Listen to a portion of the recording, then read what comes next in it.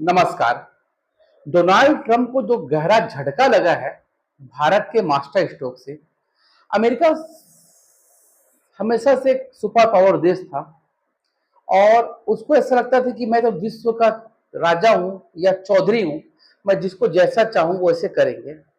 और अभी तक होता भी था ऐसा कि विश्व के प्राय सभी देश कहीं न कहीं अमेरिका से प्रभावित हो जाते थे और अमेरिका अपने हिसाब से चला लेता रहा। लेकिन धीरे धीरे वैश्विक परिवेश बदलने लगा।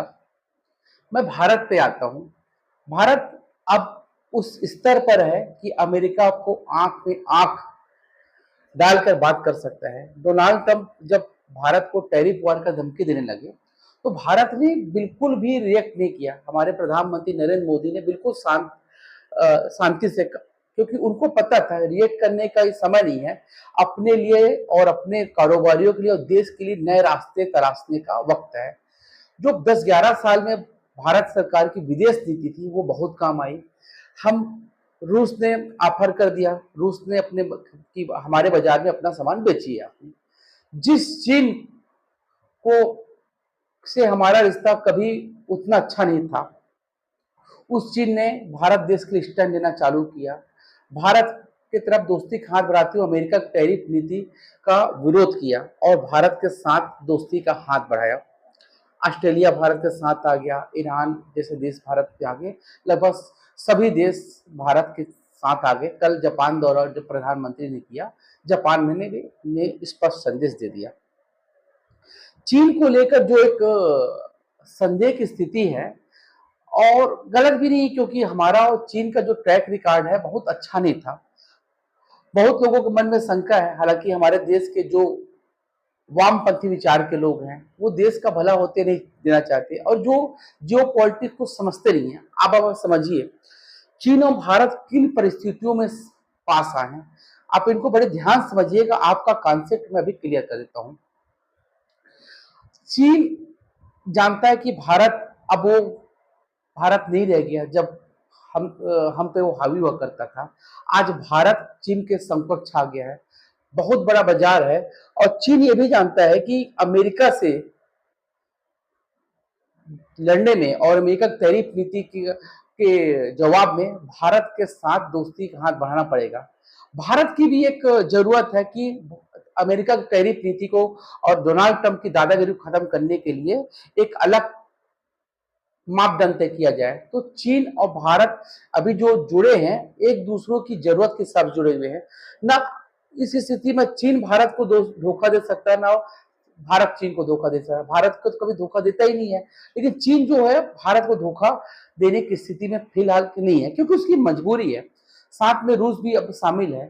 डोनाल्ड ट्रंप का जो झटका लगा है यहीं पर लगा है। डोनाल्ड ट्रंप अभी दिसंबर में जब आने वाले थे, क्वाड सम्मेलन में आने वाले थे, उन्होंने कैंसिल कर दिया। उसको ऐसा लग रहा भाई साहब ये कैसा हो गया यार, भारत मेरे से नहीं डरा। असल इसके पीछे की सच्चाई आपको बताता हूं। जब कनाडा में नरेंद्र मोदी गए थे, डोनाल्ड ट्रंप भी वहां पर थे। डोनाल्ड ट्रंप जल्दी चले गए थे। डोनाल्ड ट्रंप उसी समय अमेरिका के मुनीर को अपने यहां बुलाए हैं। अब डोनाल्ड ट्रंप का सातिरपना सोचिए और भारत को नरेंद्र मोदी को नीचे दिखाने की साजिश समझिए। वहां से फोन मोदी जी करते हैं कि आप अमेरिका आइए। नरेंद्र मोदी जो राजनीति के माहिर खिलाड़ी है वो समझ गए, क्योंकि वहां पर मुनीर के समकक्ष बैठाकर अमेरिका भारत का और नरेंद्र मोदी का अपमान करना चाहता था। साथ ही ये दर्शाना चाहता था कि मैंने शांति दोनों देशों को युद्ध रुकवा दिया। नरेंद्र मोदी जी इस चीज को भाग गए, क्योंकि डोनाल्ड ट्रंप इस कदर सनकी आदमी है जिसका भरोसा अब विश्व के कोई देश नहीं करते। अगर आप उनसे फोन में बात कर लिए और वो कुछ का कुछ ट्वीट कर देते हैं, उनको कुछ समझ में नहीं आता, क्योंकि डोनाल्ड ट्रंप बेसिक रूप से राजनीतिक है नहीं, ना उनको विदेश नीति के मामलों की समझ है, ना उनको सिर्फ एक ही चीज पता है, बिजनेस। अब पूरे विश्व में अपने दामाद और अपने परिवार का बिजनेस को सेट कर रहा है। अभी आपको जानकारी मिला होगा, लाहौर पाकिस्तान में उनके दामाद लगभग सारे सरकारी जो कार्यक्रम है और सरकारी जमीन धीरे धीरे कब्जा कर रहे हैं, क्योंकि उनका सिस्टम ही यही है डोनाल्ड ट्रंप का, बिजनेस करना है, क्योंकि वो मूल रूप से बिजनेसमैन है। नरेंद्र मोदी की आप आलोचना कर सकते हैं, पर आप अगर इस स्थिति में होते तो क्या करते? हमको तो एक तरफ चलना ही था ना, चाहे हम चीन और रूस के साथ होते या डोनाल्ड ट्रंप के साथ होते। तो हर राष्ट्रवादी इंसान चीन और रूस का, हम इनके साथ ही हैं। हम एक कदम से कदम और परस्पर सम्मान का रिश्ता बना के अमेरिका को जवाब दे रहे हैं, क्योंकि अमेरिका नहीं चाहता कि भारत और चीन एक दूसरे को समकक्ष आए। यही यही तकलीफ है। चीन भी समझता है कि अमेरिका भारत का उपयोग चीन को बढ़ती हुई ताकत रोकने कर रहा है। चीन भी भारत की ताकत समझता है। तो अब चीन की स्थिति इस कारण बदलेगी, भारत के प्रति नजरिया बदलेगी, क्योंकि भारत अब वो ना भारत नहीं रह गया कि कोई मतलब आओ और जमीन कब्जा कर लो, और यहाँ के जो पूर्व नेता थे, पूर्व प्रधानमंत्री थे, वो भाई साहब वो शांत बैठ के चुप होकर देखते रहे और भाई कब्जा कर लिया। ये राष्ट्रवादी सरकार है। नरेंद्र मोदी के आने के बाद इस देश की सैन्य ताकत और क्षमता ने जो अभूतपूर्व क्षमता का विकास किया, वो दुनिया दंग है। ऑपरेशन सिंदूर के समय अमेरिका और चीन जैसे देश हतप्रभ रह गए। कई हथियार तो ऐसे हैं कि जो चीन और अमेरिका के पास नहीं है। इस तरीके से भारत ने अपने सैन्य ताकत और अपने उपकरण का, अपने देश निर्मित उपकरण को जो प्रयोग किया, दुनिया चकित है। पाकिस्तान की जो एयर ट्रैफिक सिस्टम का जो ध्वस्त किया और उनके आतंकवादियों को ठिकाने को चुन चुन के ध्वस्त किया, वो देख के अमेरिका भी शक है।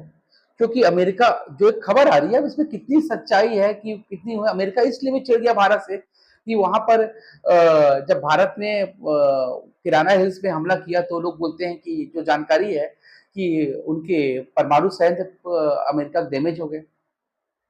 कई दुनिया कई इंटरनेशनल और नेशनल अखबार और मीडिया संस्थान इस खबर को चलाया। अब देखिए, ये सब खबर कभी निकल के नहीं आती, क्योंकि अमेरिका कभी नहीं बोलेगा कि मैं, हाँ भाई अमेरिका पाकिस्तान में मैंने अपना संयंत्र लगाया है, परमाणु हथियार छुपा कर रखा है, ये कभी सामने नहीं आती। लेकिन ये चीज को समझना पड़ता है। और ये जिस तरीके से डोनाल्ड ट्रंप ने बौखलाहट दिख रहा है, लग रहा है सही भी है।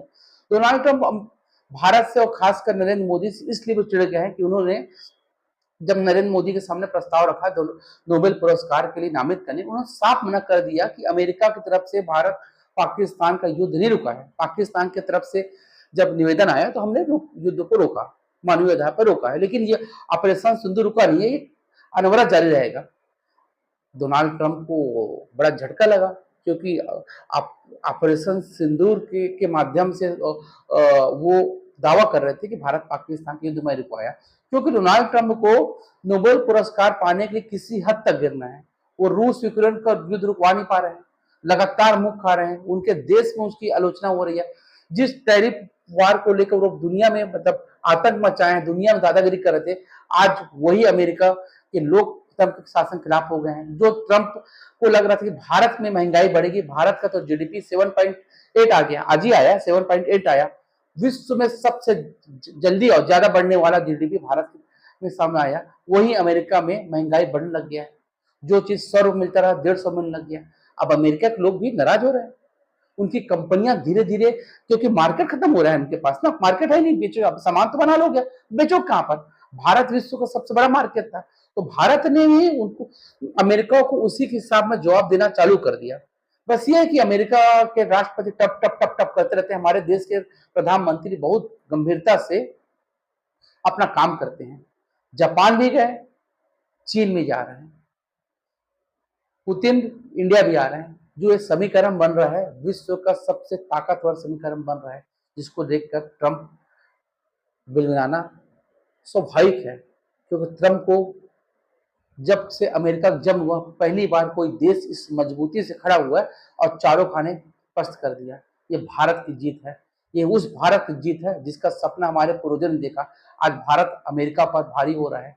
ठीक है, वो हमसे जीडीपी में आगे है, कुछ है, लेकिन बस कुछ सालों बाद हमारा भारत वहां पहुंचेगा। धन्यवाद।